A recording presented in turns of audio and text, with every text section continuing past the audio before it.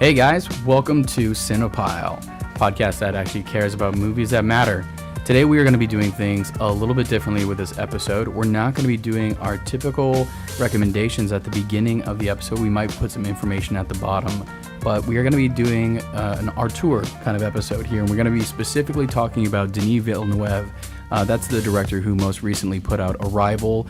He's also known for Sicarios and Prisoners, and we're going to be discussing just what makes him a director and what's making him such a complete powerhouse that we're now seeing in Hollywood. If you get excited for that, we're going to discuss some themes and motifs and just overall his past films as well as his new films. This is Kyle Montgomery here, guys. The big topic for today will be Arrival. But we want to kind of touch on some of his earlier movies because they're all fantastic. To one level or another. All his films are good. Yeah. I think he's definitely excelling right now at the thriller. But now he's delving into science fiction, which for the future, we've got Blade Runner coming up. He's going to be the one doing Blade Runner with Roger Deakins and Ryan Gosling, which is going to be huge. Oh, boy. Do you think he'll get slated at all for any of the future Star Wars as well if he kind of keeps on showing he's going to stay away from that. In my opinion, and because I know from him. Hollywood science fiction. Yeah, I know him personally, and I'm going to tell you. Denis right and I now. were talking on the phone, and he was just telling me how he's not about that. So here are some of his earlier films. We haven't seen his earliest films, Right. but the earliest one we've seen is Polytechnique, which kind of, from my understanding, put him in the international spotlight. Polytechnique, Incendies, Enemy, Prisoners, Sicario, and Arrival, the most recent film. It's a hell of a lineup. Yeah, it really is. Absolutely fantastic. Every film has something for you. We are going to, just as a disclaimer, we're going to openly talk about Arrival, Sicario, and Prisoners. So, spoilers. Yeah, hopefully you've seen those. They're all readily available. They're pretty recent. But we're going to definitely leave Incendies and Enemy, I think, unspoiled. We really hope that... I think Incendies is just almost flawless. It's a beautiful, powerful film that I don't want to ruin for anybody. Which I don't remember if that actually won Best Foreign Film or it was nominated. I think maybe it was just nominated. It should have won. I don't even know who it was running against. I have no idea. But I'm telling you right now. Look that up. Yeah, it should have won. It's fantastic. Yeah, it is. Okay, so where do we want to start off as far as just talking? Do we want to start early with Polytechnique or just start off with Arrival, his new Hollywood blockbuster that's just come out now? Well, I'd like to say something about the opening of his movies. Go for it. And I think it's appropriate because we're opening the discussion. Excellent. And it's so fantastic from a cinematography standpoint and just a storytelling standpoint. The way that he reveals information with his opening shot. You always start with some shot. In Prisoners, it's the forest with the deer. Sicario, it's like this Arizona suburb.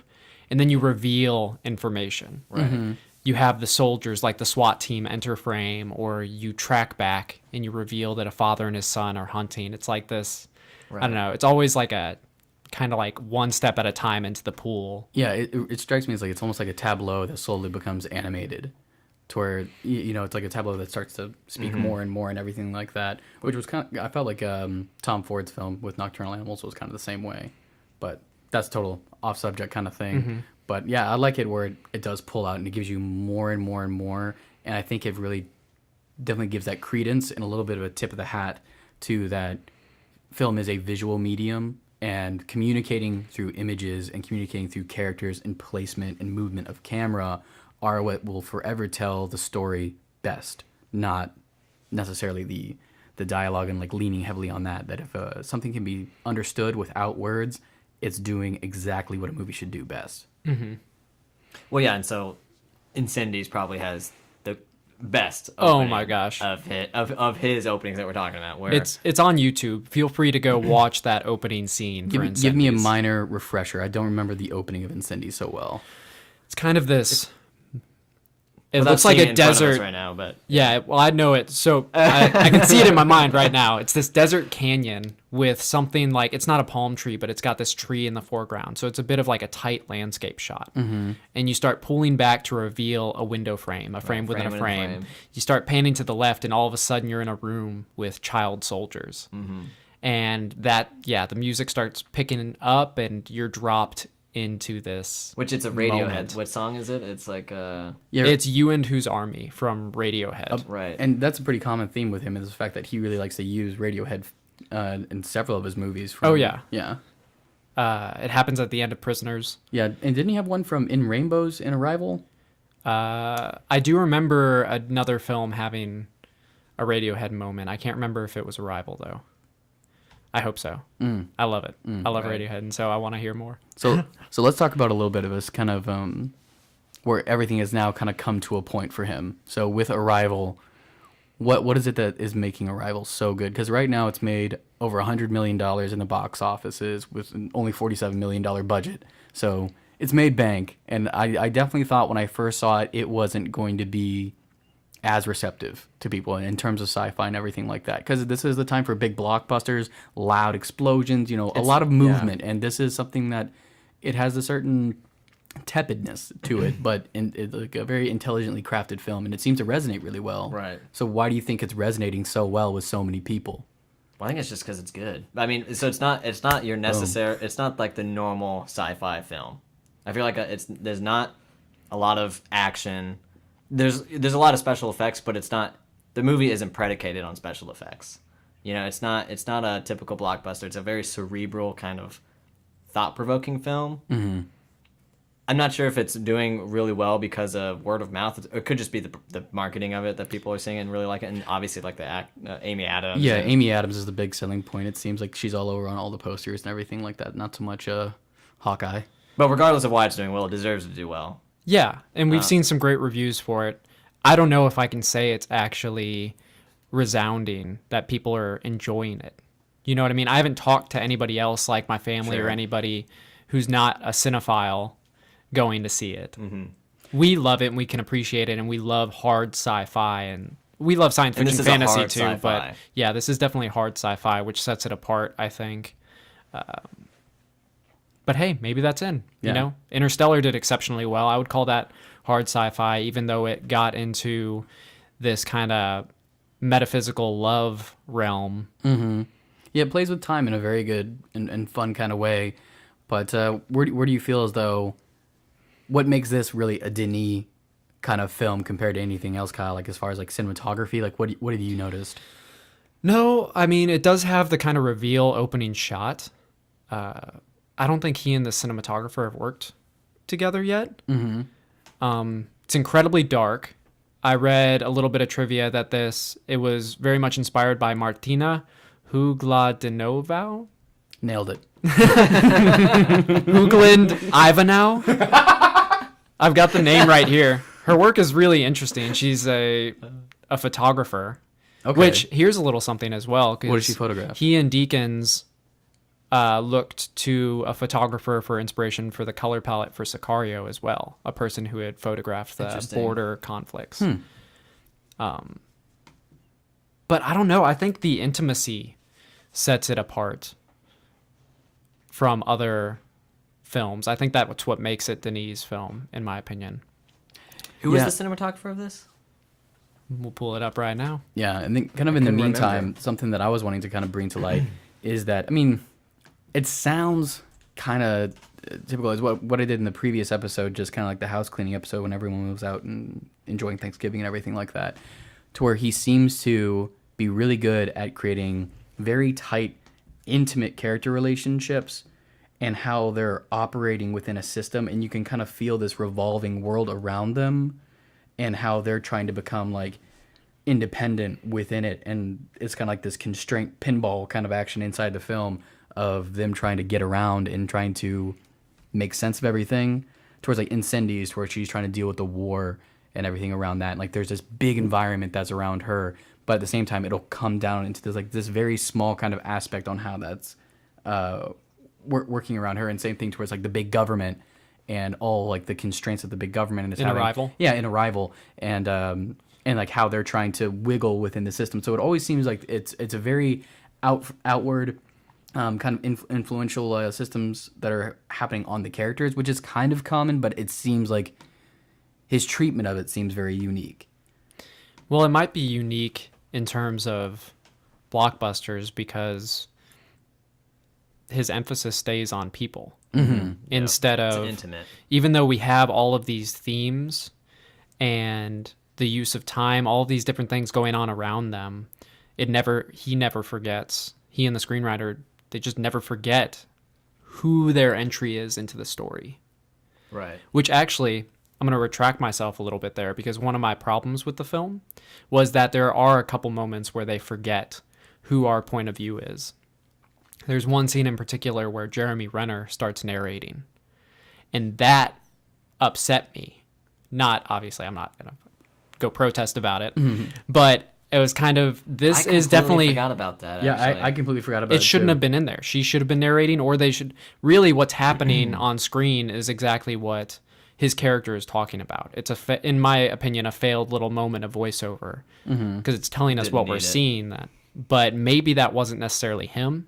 Right. I have no idea who made that decision, whether it was in the script, or perhaps somebody was like, maybe the audience needs to be told here instead of relying on them to figure it out. Yeah, or it could be like a talent kind of thing, towards like Jamie or Jeremy Renner needed a like bigger platform. Like, hey, we need to give him a better platform to be on. No. Because I don't know.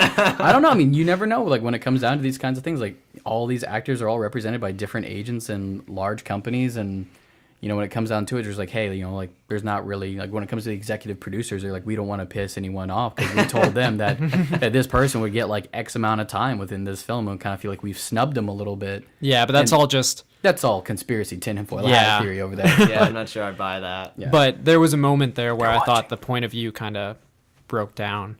But they move over it pretty forgot quickly. about that. Yeah, I don't think they should have done that.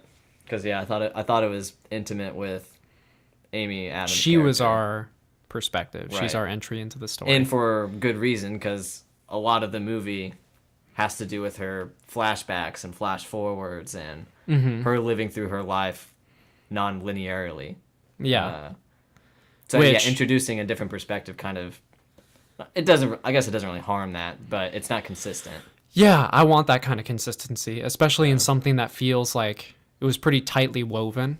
From what I understand, the short story is even written from her perspective. I believe it's a first-person story. I like the breakdown of that in Sicario. I like It that. completely changes Indeed, points of view and focus, the film's focus. it made it feel like a larger film, that it was Right. kind of showing you different perspectives along this one issue. But for Arrival, it was so intimate, and we needed to be there with Amy Adams the whole time. Granted, it was only for a minute, maybe not even a minute. No, right? but it was also yeah. a montage scene. Yeah, it was. Which is kind of like, you're already going to do a montage. Just give me a good montage. And it was a good montage. Visually, it said everything that needed to be said. Yeah. I didn't need to hear. Maybe in like, yeah, while watching the film, people were confused in knowing how much time had passed in like that scene or something. They're like, okay, we need a voiceover. Yeah. And maybe someone just thought being creative of putting the perspective in someone else. I don't know. Yeah, I don't know either. We don't know what the creative choice was for that. But. Personally, I could have even done without her VO. That bookends the film. I really don't like bookend voiceovers. I feel like sometimes they're used as a crutch. Her voiceover does give you some good information, and it gives you perspective, Right. but it's not necessarily something you couldn't have gleaned from the rest of the film. Yeah. But you almost can let that pass, at least. Not that I'm saying you should let it pass, but the fact that at the end we do have the revelation that she isn't living her life. Like, all these moments are happening at once. The voiceover is almost like omniscient of all of her events happening at once. It almost is living outside of her life as well. Like, you could almost have it as part of her experience, you know? Indeed. Yeah, I would not argue that. That use of it could be totally justified. One of the rare instances where voiceover Yeah, is justified. indeed. Now, one other thing I was wanting to talk about is kind of the aliens a little bit, because he seems to have a unique relationship to kind of the look and feel, I guess you could say, with it. With for people who haven't seen, he has another film that's called Enemy, which has a very consistent motif of spiders throughout the entire film. And even these aliens, which are kind of aptly named heptapods, I guess they have 7 arms or 7 triangle things on their weird foot pad You can't even things. say arms. Yeah, tentacles. Appendages. Appendages. How about that? Yeah, appendages works. Trunks. But it also has this kind of this kind of tentacle like reaching out, creepy tendril, omnipresence kind of look and Wonderful feel. design. Yeah, Oh, I- yeah. the aliens. It's Yeah. perfectly inhuman. For a movie that is, at its core about communication and communication breakdown, having to make an alien that, like, it doesn't even have eyes or a mouth. Like, it's so perfectly inhuman. That's like, how do we communicate with this thing? And so they designed this, like, it was ultimately, I mean, I've heard from some people that didn't like them.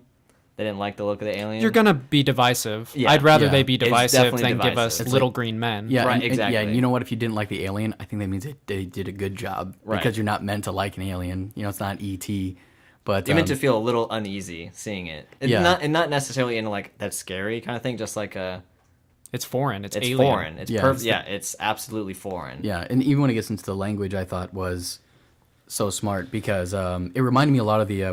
I might mess up the pronunciation of it. I always screw it up, but it's like the Ouroboros, the snake that's eating itself. Mm-hmm. So like like that symbol of infinite, infinity. yeah. I think also like ties into the language of it all, and like as far as the language and like what the language represents, and it just has like I think that's what makes his film so good, that it just has this excellent level of throughput and artistry that it's like everything is done with a complete and solid purpose. There is no fluff. It's like almost like a perfectly written sentence to where there's no flowery anything. It's just direct and clean. I think that's what makes his characters so great to listen to, because they're so honest and so direct and so just personable, I guess realistic.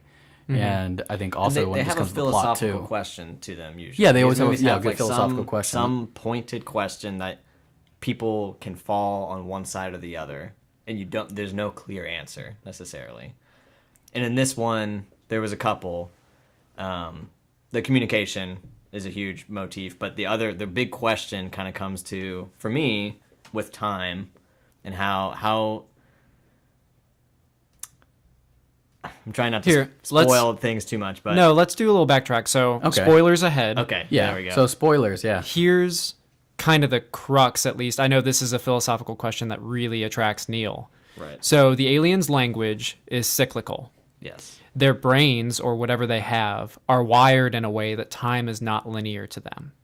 And as Amy Adams actually begins to learn this language, her mind or brain becomes wired in a similar way. Right. The language you know changes the way you think. Yeah. And so time becomes cyclical to her. She starts Yeah. living moments from her life simultaneously. Which I'll get into that later as far as how much I love the editing of it. Right. But yeah, so that's where kind of the question of destiny. Right. So Comes in. yeah. So you get to a point where it's, can you change your own future in a way? If you can see your future and you see what's going to happen and it's bad, you could argue it's bad. Can you change it, or is that locked in? Yeah. And that's kind of a big question that they have in the film, and that a lot of people disagree with a choice that Amy Adams ends up making. She knows her daughter, if she has a daughter, she's going to die young and painfully. Mm-hmm. Like, I don't know how old she was, like 10 or something. She's young. She's very young. And she decides to have her daughter anyway. Yeah. That's the philosophical question that's divided of, did she have a choice in having her daughter? Well, there's a philosophical question there, and then there's the moral one. Yeah. So what upsets people is that they don't think she should make that decision. They are under the impression that she has this free will, Right. and she could decide one way or another to either have the child or to not. Right. And I would fall on, even if it was just that question, say she did have the power to do that, I would fall on her still having her kid. Yeah, I don't think that's a bad decision. I don't know in my position if I would make the same one, but Right. I understand it, and I Right. don't fault her character for that. It's a Exactly. tough decision. Then there's the question of, does she even have that decision? Exactly. Yeah. Is there free? Can you have a deterministic or like a fate kind of world and have free will at the same time? And that's I a don't tough have question. the answer. I don't think we're going to solve that this episode. Yeah, once we master that language and rewire our brains, we can answer that. But I think that's also why if we're in the spoilers, I think that's why Jeremy Renner and her are kind of split up. At the end at the future that she's seeing into the future, because Well, he I think disagrees. because exactly that, to where it's the you get to put yourself in the same kind of places that the characters are, and like Jeremy Renner left because he, I'm sure once he learned the language, if he did, that that kind of thing would happen. Yeah, I don't think he ever did. No, she shares the knowledge with him. I think it's she eventually implied. tells him I bet he would learn she's it. going to die. No, because his language is one of mathematics, Science and math. Yeah, and I think that's tied to him as a character, as a person. Whereas what sets her apart is her understanding. Yeah, her understanding, her propensity for language, and she can open her mind to this. So yeah, I think it's implied that she, if not explicitly, informs him of what's going to happen. Right. So he's on the first end of that philosophical question of what he thinks. You don't have the child. He thinks that she doesn't have. She does have a choice in the matter, for one, and she chose the wrong thing. Yeah. Like, why would she not tell him before, or why would she even decide to have the kid if it was going to be so painful for them and painful for her? Painful, yeah, for the child. And I think I side with Amy Adams in terms of that moment because she understands time differently. Right. I'm not going to say, I would say actually better. She understands it better and knows the value of every moment. Right. Because it's not something that's fleeting. It's something that she's living. She's not living it all at once. It's so hard to even wrap your mind around how that. It's like the whole. It's almost impossible. Slaughterhouse-Five thing where it's too difficult to be creative enough even to think of something like that because physically we're not wired to think that way. But ultimately, so kind of getting into, I don't want to give the big spoilers away, like why they're there, like the aliens themselves or anything, but like the main thing that revolves around, and why the film is so kind of poignant at this time is when you have things like, the political stuff, like 2016, when you have people on the left, people on the right, and this whole film, the whole film is about communication and coming together as not just even a people, but as a whole species. Yeah. And it's like not just like Americans patching up like their things. It's like, no, like everybody on the entire planet needs to come together. And it kind of leads into some, getting back into the philosophical questions of, would this language also enable you to view your the realities of your actions? So if you can actually see, let's see, what you would do, okay, so if I spill my milk, that means it's going to kill a kid in Africa somehow, butterfly effect kind of level. Would that affect it to where knowledge and the understanding of your consequences can stop that? And that's the question. Do they even have the ability to change it? Exactly. Or is that's everything an interesting destined? point because in other sense, like other questions where can you actually make a choice? Because I'm getting more on the point to that there is kind of a combination of free will and like fate, where you were always going to make this choice, but you have the freedom to make it, and you eventually will make it because it's the choice you were going to make. Like, it's the right thing for you. It's the choice that maybe it's the choice you want to make, or the choice that like you're saying you're still going to decide this. It's the way you're wired. It's your life. It's all the nature and nurture that's been in you. Right. But it's also your destiny to make it. But in your point, in the situation where you're saying spilling milk that has some, something that's inconsequential that, I'll just not do that, to save someone's life. I don't know about that one now, because now it's like, you're not going to choose to do that. You could easily. Well, yeah, because my whole thing is, I think it gets into the importance as far as like just the human condition of removing yourself from yourself and realizing that you are a part of a system. And I think that's what like that language could do, is that, if the the Chinese guy or whatever that we see later on that has the ability, somewhere in the future that he mastered the language, that it could kind of be creepy because it could be used for power. Well, he doesn't master the language. Oh yeah, I guess she honestly, it almost just seems like she's the only person at that time that. Yeah. Even until the end of the film, it seems like it hadn't caught on yet or something. Which it's so intimate. They do imply at the party where she learns the information for the phone call to call him that the world has come together. So there is some sort of like people understanding that there is this ability and this power. Yeah. So, maybe she isn't the only one. Yeah, and Maybe it's, she is, and they just know she can do that, and so they're like, it's everyone's really, starting to it doesn't learn. matter really They don't if she explain is it. the only one. Right, no, it doesn't. But the Right. story's intimate enough that you don't know whether somebody on the other side of the world is beginning to understand the language. The other countries are definitely helping one another Right. at some points in the film. Wait, it's implying the world is saved. In a Yeah. way. That Oh, we yeah, don't- and- and the whole system thing. Well, that's honestly, that's exactly what the heptapods kind of seemed like they were. They weren't. I mean, they were quite literally faceless beings that didn't seem almost like individuals. Right. They were agents of making sure the future happens. They're in a way. agents of time. They're agents They're of time time. cops. They are time cops. They are. They're like the what is it like the keepers of time, or like the Q, kind of like from Star Trek, or what is it, the Watchers from the DC universe, where it's like the Great Watchers who kind of keep That's everything. them. That's the yeah. heptapods. Yeah, that's the heptapods. Well, so we were talking earlier too. There's like the interesting scene where they have an attack. There's like a rogue human that is listening to basically like Breitbart and all these other like Yeah. They're basically, Hannity folk. it's the equivalent, of a right-wing Of the alt-right. terrorist in a way. Yeah. An alt-right kind of. and they think they're doing the wrong thing with these aliens, and that they need to be attacking them. They need to be They're a on the threat. defensive. Yeah. The humans need to fight for their lives, kind of thing. And so him and a bunch of a couple other Yeah. Soldiers bring a bomb into the room, and they cause an explosion, trying to basically either start a war with the aliens or kill them. But it ends up doing harm to one of the aliens, which is interesting because they knew it was going to happen. Yeah, when you think about what their language is to them, Right. and their understanding of time, even thousands of years in the future, they knew that this bomb would be there before they even came to Earth. Right. And They that knew that this one would of them transpire. would be killed. Yeah, Because of and it. yeah, super spoilers as far as Their that names goes. or whatever.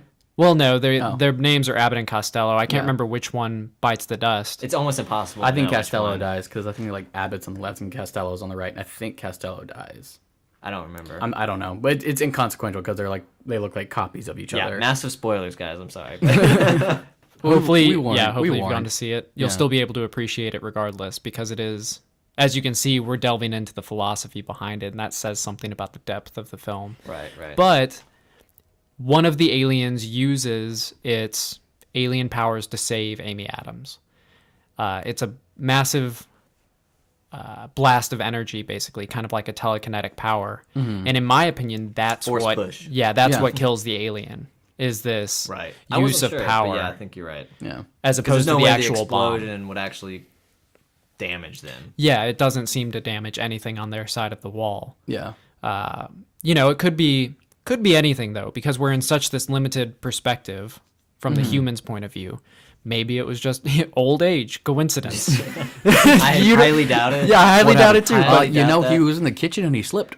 Surprisingly, yeah, we got making a kitchens in sandwich this fell thing. on the knife. Yeah, but I really did like the art direction and everything like that. Kind of getting into a little bit of this, like the spaceship and the minimalism of it all, and like that main area, how it was just like that one big giant, almost like a movie theater screen that you're looking at, to have them walk up. And I remember it was so great to experience in the theater just because of the big bass like rumblings as like the heptapods are walking up and everything. I was always like really. I thought it was such a great movie to see at the movies. Great sound design. Yeah, great. Yeah, for sure. Awesome sound design, beautiful and picturesque, and I don't know, just really filled the void, I guess you could say, of the theater and of the frame, to where it's like, sometimes it'll seem that they use a wide just to use a wide, but it seemed that it was very well thought out.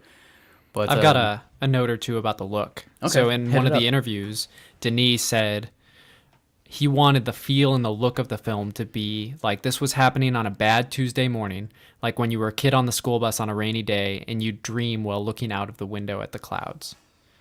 And so you do have this pane of glass between them and the aliens, the world of mist, their atmosphere on the other side. And you're looking Obscuring through their view, like your view of them. Yeah, absolutely. There's so much you can read into in terms of Like, you don't even it get being a a glimpse screen of their world. are limited, which you see the full creature eventually. Right. But that's at the point that she begins to understand them Yeah. and their language. So maybe those two things are tied together, which how much we see of them is depending on the linguist's understanding of their language. What is revealed to us, just like it's revealed to her, or maybe not revealed, but as she begins to understand it, we begin to see the full picture, Like the as full far as alien. like the director revealing it to us. Yeah, Kind of sense. the progression of our understanding. Because Of really, we these couldn't things. see him before because the wall just wasn't high enough to see how tall they were. Mm-hmm. But yeah, narratively, they maybe choose that moment for us to see the whole thing once the reveal for Amy Adams's power essentially is revealed. Yeah. So, in terms of the aliens and the sound design, something that I noted that I absolutely love. Mm-hmm. It's so cliche nowadays to have the womp sound, the Inception bass, bell. Yeah. Yeah. Horn Which, kind of- what I yeah. loved about it for Inception is it's totally justified to the story. It's actually, in one way, you could view it as diegetic, because what they did is they took that Edith Piaf song and slowed it down, and that's what you're hearing are those bells. Just like he would be hearing that several levels deep in the dream. For this film, that is the actual sound of their language Right. that the aliens are making. Which is even more foreign, right? It's Yeah. even more impossible to communicate with. Yeah, how do you... There's no way we can make or really decipher those sounds in a way that we're used to. Yeah. And you know what? Now thinking about it, they must have a telekinetic capability to manipulate their ink that they use to write their language. So Well, we know they do because he force pushed it. Yeah, pushed yeah, Amy no, Adams exactly. up Like, too, so and- yeah, yeah, they of definitely cour- have yeah. some sort of yeah, ability. some kind of telekinetic thing. I mean, they're probably one big giant brain squid monster. There's something. Loving They creature. There's a I don't hive know. mind. Well, and then also kind of taking some step backs, where do we see any other of Denis, like other kind of films, like where do we see these kind of philosophical questions that get brought up? What were some of the things like Prisoners? I know we talked about as far as what would we do in terms of pursuing our own brand of justice. His films always have something going on. Right. I think they usually have a moral external quandary and then something almost subconscious, something that a theme or a philosophical line that runs through the whole film. It's not necessarily something that the characters are aware of. Right. Like the father in Prisoner, obviously he's aware of his external conflict, the idea of using violence to get his daughters.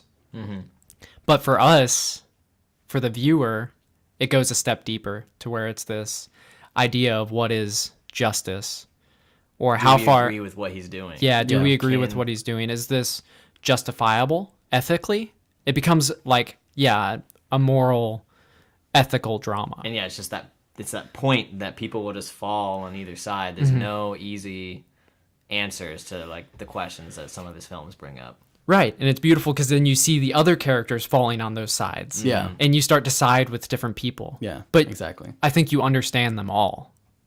Oh yeah, it's a Like, I totally get where Jeremy Renner's coming from. right In Where he's Arrival. like, and he leaves her and he's upset and I get it. naturally, I understand it.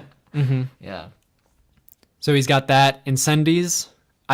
It's so wonderful. I don't want to. Yeah, let's not. We can talk about Enemy then. Well, Enemy's that kind one's- of the that was the- outlier yeah, of his that films. was the tough one. I would say like of all of his films, like that's the headiest or most cerebral of all of his films, to where like you're The most sitting there, inscrutable. Yeah, to where I mean you're dealing with, is this imaginary? Is this real? Does Jake Gyllenhaal have a twin? Right. What's going on? Why are we seeing random cuts of like spiders, crawling above giant cities? It's not easy to approach. Oh, it's not. Yeah. But it's definitely like one of those kind of like second viewings, but it creates conversation, which is always good. Right? No, it's great for people like us and hopefully some of our listeners, who don't mind going into a film and not understanding it the first time around. Yeah. Or not even understanding it, but realize that the things that are happening are not literal. They're representations of ideas, they're symbols. But he brings some of that art house sentiment to his films like Arrival. It's not a traditional science fiction film. Heavy on the symbolism, philosophical questions, all of these things.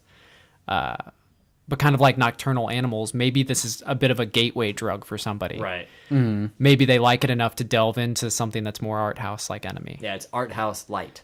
Yeah. Indeed. Yeah. Yeah. Just where it's like if you're gonna kind of introduce someone who's kind of used to that mass kind of thing. Like I think Nocturnal Animals is actually great for that too, as well as. Yeah, exactly. Yeah, but even with kind It's like of getting Settlers into of Catan for board games. That's how I was describing it. we should do that. Cine Pile plays Settlers of Catan. Yeah, and with like even with Sicario, kind of Kyle talking about how people falling on the left or right of how characters are pursuing in goals to where The decisions they make. Benicio del Toro, Emily Blunt as well, and just kind of like the decisions that they make, and it leads you with going like, is this okay? And I don't know, I think he's great because all of his movies, have always, at least with us, because we're all pretty similar in what we like, but it always seems to generate a dialogue with the moviegoer, which is what I think is internal dialogue. Yeah, something you can discuss, but also just like you have to wrestle with. It's something that's difficult to grapple. Yeah, you watch narrative and create a narrative within yourself, and I think that's what makes it so engaging. Because I don't know, you really get to melt into the screen, and because I think a lot of people have that. I love it. I was going to with my niece. We went to go see like Pizza Magic Dragon. It's like the new version of it. And I envied her. Dragon. Peace Dragon. And I remember I envied her like so much because I looked at her and I could just see like her just staring at the movie theater and at the screen, and just like her eyes just darting like all around. And I was like, oh my God, we're giving her ADD right now. But no, like she's lost. Yeah, she's just lost. She's and just like world. she's in a world, and like the apparatus theory, and the fact that as far as like falling into it, to where she had completely fallen into it, and you so rarely get to have that opportunity as an adult because you can think about it. And For me, Prisoners was probably gravitating. I just fell into that movie in the theaters. I highly recommend nobody ever watch Denis trailers before the films because they're often marketed on mass. Towards this The mass producers audience. that have to make it to get money, so they're deceptive in a way. For Sicario, it totally spoiled plot points for me. I enjoyed the film less having seen the trailer, which is a shame. Honestly, just not watch mini trailers in general. But definitely for these guys. That's just my policy in general. That'd be a great YouTube channel, like trailers that don't give away too much. Well, everything should be a teaser trailer. Yeah, everything should be a teaser. Yeah, instead of just being just like, to let you know that this exists. Yeah, these are some of the This is visuals. who's doing it. Like, here's the director and the cinematographer and producer. There you go. That's you all go. you need to know. Come see Either you're it. interested or not. Yeah. But yeah, for me, Prisoners was this epic. I keep comparing it to Russian novels, where something like Yes. Sicario is like a super small Cormac McCarthy border crime, like blood drama. Yeah. Prisoners is the Russian novel that's just huge, Yeah. sprawling. It's got numerous characters. it's each a of dance them like on a floor. It's just like there's all these little stories, and they're all bucketed and like orbiting around one another, and then once in a while they'll just bump into each other and keep on dancing. It's just this great thing. But it's beautiful, and I just fell into it. And just because a little bit, so we're kind of coming to a close with the episode. As far as questions, if you were gonna say of any of Denis' films to watch first, and you're gonna recommend it to him, starting with Kyle, ending on me, that which one would it be, and why, and what's your favorite color? For me, I just love Prisoners. I think Incendies is probably the better movie in a way. But if you were to jump into his world, I would watch Prisoners as like the gateway. Watch Prisoners. If you see something you like there, if you enjoy that movie, then jump to Incendies. Let me gather my thoughts. That's a really tough one. It's a tough one to watch, and I think you need to understand that you're dealing with somebody who is not just this obscure foreign filmmaker, which you might get that impression from the first little bit of Incendies. You might think you're in for something like a slow or tedious foreign film, when really he makes thrilling films. And I think that's why I get drawn into it so much. I can have this dialogue after I see the films, but while I'm watching it, on a surface level, the story is just engaging. And I'm wondering, in not necessarily a Game of Thrones kind of way, but I'm wondering what's going to happen next. who's safe, who's not, where is this story going. So if it was a first movie for someone, then would you land with Incendies or with Prisoners? Then? Prisoners, like Prisoners, I said, yeah. okay. That would be the gateway. Okay. Fantastic film. It's more accessible. It's way more accessible for... Not that I'm not. Incendies isn't. Incendies is dark. It's yeah. It's super dark. It Yeah, deals with a lot absolutely. of really serious things, which Prisoners does, but in this PG... I don't know if it was PG-13 or R, but that kind of like, I don't know, a bit more of an American way. Whereas Incendies, like that's... It's a foreign film on top of it. Yeah, and It's in a different language. It's something of a war film in a way. It's brilliant, masterful filmmaking. But yeah, I would jump into Prisoners first. Okay. What about you, Neil, over there? What would you recommend? I'd jump into Incendies. Jump in. Okay, jump right in. Only head because first. that's my favorite film of his. I Yeah. think that's his best film. When we're talking about movies that have like a pointed question, that's one of them. Yeah.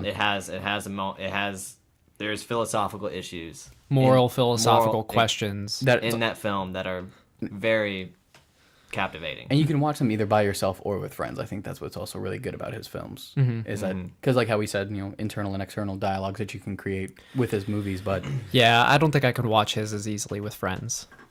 Ouch. If I'd have seen Prisoners at home in a living room and somebody had been talking, I would have had to tell them to shut the fuck well, up. you can see him in a movie theater I'm not with gonna. friends. No talking during these I movies know. for me. I hate those people who talk during Cooper. movie theaters. Sorry, I'm kind of that is one of mine. So, and I'd guess the one that I actually just watched it today, and this would actually be my recommendation. Recommendation would be a Polytechnique, which is one of his earlier films that I actually just watched 50 minutes ago or so. But You watched it while we were recording? but Well, see, that's interesting that you choose kind of his first like big film. Mm-hmm. Kyle, you chose his maybe most accessible American, but arguably one of his best films. Yeah. If not the best, you could argue it's his best. You could definitely make that and argument. then I'm choosing the one I think is just the best. So we each have three different kind of strategies here. yeah, Yeah, well, although I think Incendies might be the better film, for me, I think Prisoners is something I'm more likely to continuously watch, like once a year. that's Yeah, true. I'd probably agree with that. We should watch Prisoners, open the windows in here, get it nice and chilly, because it like revolves around Christmas time and everything like that.